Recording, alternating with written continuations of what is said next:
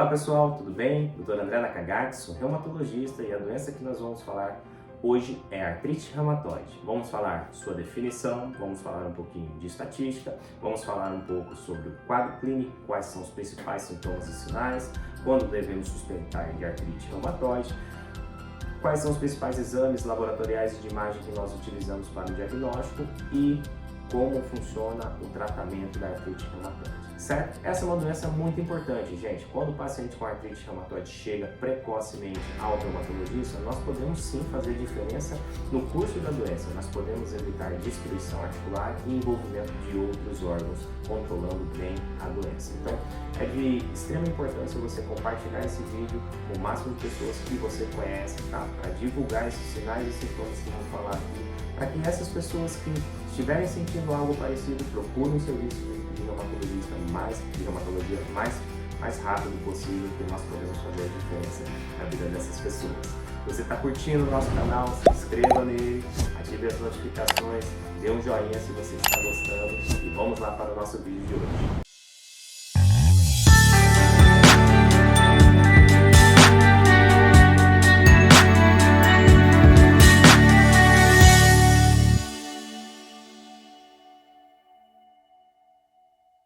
Bom pessoal, então vamos definir a doença. O que é artrite reumatoide? Bom, é uma doença articular crônica, certo? Ela não dura 1, 2 semanas, ela dura muito tempo, tá? Os sintomas, tá? Até a gente fazer a abordagem medicamentosa. É uma doença que não tem cura, né? Até o momento. É uma doença inflamatória, ela gosta de inflamar várias articulações, como a gente vai ver mais pra frente, e ela é de caráter autoimune sistêmico. O que é autoimune? Autoimune é quando você tem uma disfunção na sua imunidade em que você produz imunidade contra si mesmo, simplificando para vocês entenderem. E quando a gente diz que é uma artropatia inflamatória autoimune sistêmica, quer dizer que ela pode acometer outros órgãos, outros sistemas, tá? Além das articulações, olhos, pulmão, sistema cardiovascular. Então ela é sistêmica. É uma doença muito importante a gente fazer o tratamento e reconhecimento precoce. Tá, doutor, mas de onde ela vem? Como que eu tive tenho essa artrite reumatoide? Muitos perguntam, mas de onde que eu peguei esse negócio? Na verdade é assim, gente, nós não sabemos, tá, de onde ela vem. Tudo, né, na medicina parece ser multifatorial e a artrite reumatoide também. Então, existem vários fatores genéticos, epigenéticos, tá? Exposições virais, exposições alimentares, se fala até de fatores psicoemocionais aí envolvidos também. E esses múltiplos fatores num indivíduo que já tem uma predisposição genética servem como gatilho para o aparecimento das doenças. Por exemplo, a gente tem alguns casos de consultório. Tem paciente meu que tem artrite reumatoide, e tem filho que já tem um risco aumentado aí de 5% a mais do que a população geral de ter artrite reumatoide só por essa herança genética. Esse paciente, esse filho dessa paciente, ele fuma, por exemplo. A gente sabe que o tabagismo é um fator ambiental de exposição e que faz com que o paciente aumente o risco de desenvolver artrite reumatoide. A gente sabe que tabagismo dá câncer de pulmão, câncer de boca, enfim, dá infarto, dá derrame, tudo isso todo mundo já sabe, mas que também faz mal para as doenças reumatológicas, para todas, não só para a parte da artrite reumatoide, mas para quase todas, tá? Então, nós temos muito risco aumentado naquele paciente que fuma. E é mais ou menos assim, a doença aparece dessa maneira. O paciente tem uma predisposição genética e vai juntando outros fatores ambientais, epigenéticos, né? Outro fator ambiental que é importante é a parte das infecções virais, tá? Aqui na Bahia, principalmente, chikungunya, eu tive vários casos. A chikungunya por si só já é um vírus que gosta de inflamar articulações, mas em alguns casos, o paciente preencheu totalmente os critérios de diagnóstico da artrite reumatoide, inclusive com positividade de autoanticorpo específico para a artrite reumatoide. Então, essas exposições virais, o paciente ter virose e abrir um quadro de artrite reumatoide também estão bem documentados na literatura. Muito bem, agora que a gente já falou sobre a definição, vamos falar sobre a prevalência, um pouquinho de estatística, tá? Então assim, mais prevalente no sexo feminino, tá? 3 mulheres para um homem, mais ou menos, né, nos estudos mais atuais, tá? E ela tem algumas faixas etárias, a gente chama de pico bimodal. que é você ter um aparecimento em duas faixas etárias principalmente em mulheres com 30 anos, 30 a 35 anos, tá? E mulheres em 50 a 55 anos. Essas são as duas faixas etárias aí que a gente vê maior prevalência da artrite reumatoide, certo? Vamos lá então agora para os principais sinais e sintomas. Quando é que eu devo suspeitar de artrite reumatoide, doutor? Principalmente se você tem dor e inchaço articular. Nós temos algumas articulações que a artrite mais gosta, principalmente essas daqui da minha mão, que são as interfalangianas proximais, as metacarpofalangianas e as articulações do carpo, do punho, tá? Mas ela pode pegar cotovelo, ombro, até mesmo a coluna cervical, bem no comecinho dela, que é C1 e C2, tá? Ela pode pegar joelhos, tornozelos, pés, mas no geral, a artrite reumatoide tem uma predileção para as pequenas articulações das mãos e dos pés, certo? Essas articulações elas são sinoviais, então é um alvo da doença, ela gosta de inflamar a sinóvia, que é a bolsinha que cobre, né, a articulação. E, por exemplo, no joelho pode causar um grande derrame articular, o joelho fica cheio de líquido, então é uma artrite que gosta dessas articulações. Junto com dor e inchaço articular, há um sintoma muito importante que é a rigidez matinal, ou seja, o paciente ele sente uma dificuldade em abrir e fechar as mãos, tá? Principalmente na parte da manhã. E essa rigidez matinal pode ter em outras doenças também, mas na artrite reumatoide é bem marcante que ela tem uma duração de 1 hora para cima. O paciente, quanto tempo dura a sua rigidez matinal? Doutor, demora quase umas 2 horas até a mão voltar mais ou menos ao normal. E quando uma articulação está inflamada, gente, ela pode ter uma dificuldade em fazer os movimentos de flexo e extensão da articulação, principalmente da mão. Quando o punho está inflamado, o paciente tem dificuldade em fazer esse movimento, às vezes ele fica travado, certo? Além desses sintomas articulares, né, da poliartrite, ou seja, da artrite de várias articulações, ela também tem a característica de ser simétrica. Deu num punho, pode dar no outro. Deu numa metacarpofalangiana, dá no outro. Então a gente nota uma simetria na clínica da artrite reumatoide, certo? Bom, além do quadro clínico de dor e inchaço articular com rigidez matinal, né, ela tem essa característica de ser aditiva. Começa inflamando essa articulação, depois inflama outra, depois inflama outra, depois inflama. Ela vai inflamando várias articulações, até mesmo ter um quadro de pacientes de com inflamação nas mãos, nos punhos, nos pés, nos cotovelos, nos ombros, né? Então tem quadros bem inflamatórios da doença, certo? Bom, além do quadro articular, tá, nós temos as manifestações extraarticulares. Como é uma doença inflamatória, ela produz muita inflamação, o paciente às vezes chega consumido para você. O paciente chega aqui com perda ponderal, ou seja, ele perde peso, falta o apetite. Doenças que inflamam tiram o apetite do paciente. Então tem pacientes que perdem 10, 12 quilos em 2, 3 meses sem motivo aparente. Então perder peso, mal-estar geral, astenia, que é aquele corpo, aquela falta de ânimo, dores musculares, dores tendíneas, dores generalizadas também pode dar no início dos sintomas, né? E inclusive febre baixa, febre diária baixa, né? Aquela febrinha todos os dias também pode fazer parte dos sintomas da artrite reumatoide. Nós chamamos isso de febre, dor no corpo, esses sintomas específicos e perda de peso, também nós chamamos eles de sintomas constitucionais, então pode estar presente no quadro clínico da artrite reumatoide.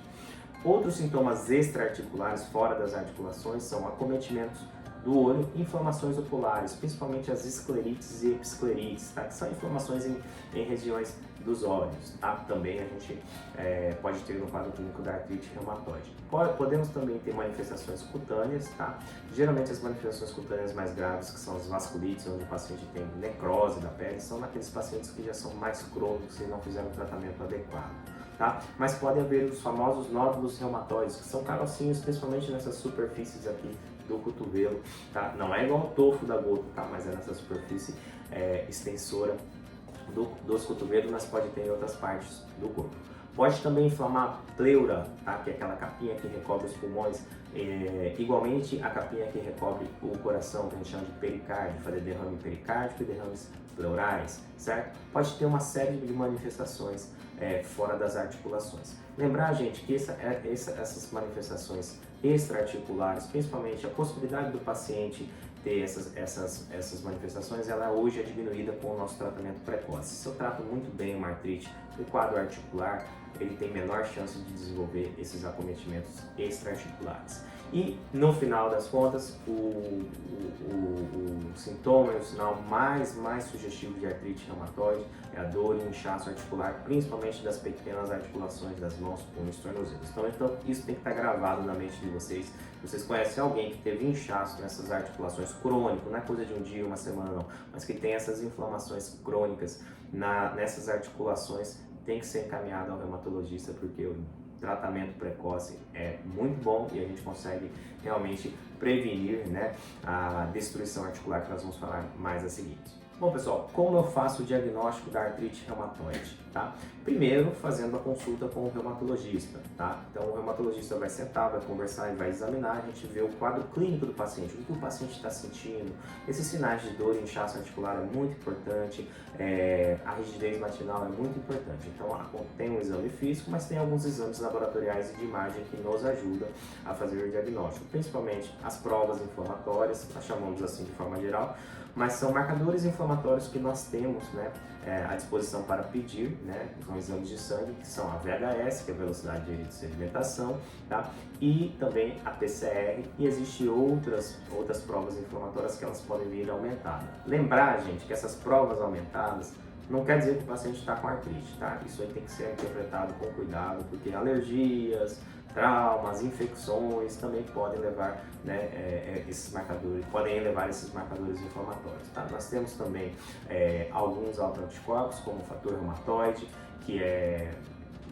bem frequente nos pacientes que têm artrite reumatoide, e o anti-CCP.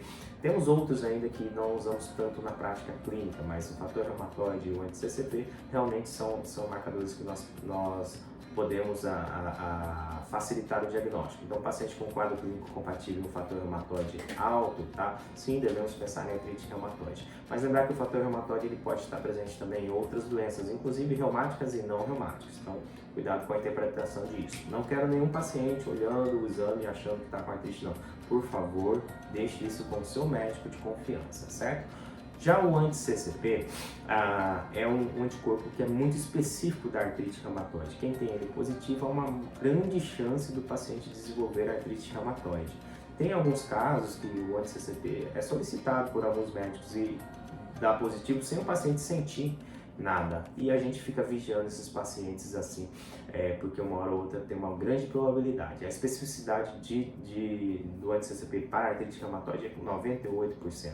Então, se eu pego um paciente com quadro clínico e um anti-CCP positivo, é muito provável que a gente tenha um quadro de artrite reumatoide. O fator reumatoide e o anti-CCP, ele, em altos títulos, eles também são fatores de mau prognóstico. Quem tem um fator reumatoide muito alto, anti-CCP muito alto, nós já olhamos para esse tipo de paciente com um olhar um pouco mais diferente, porque ele pode ter mais inflamação, ele pode requerer mais dificuldade em manejar esses pacientes. São artrites mais agressivas, resumindo, certo? Sobre os exames de imagem da artrite reumatoide, o ultrassom articular com Power Doppler pode detectar a inflamação na sinóvia, que nós chamamos de sinovite, e isso realmente facilita o nosso diagnóstico.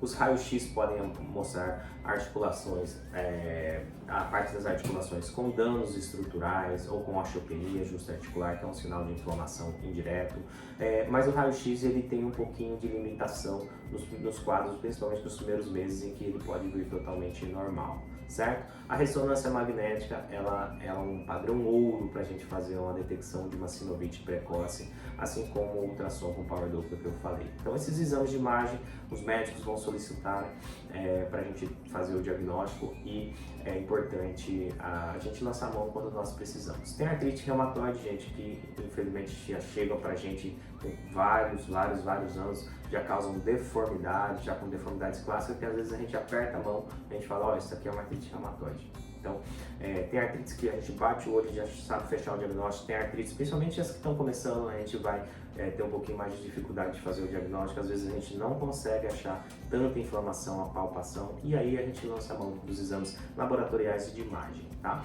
Então, é mais ou menos isso o quadro clínico laboratorial e de imagem para a artrite reumatoide.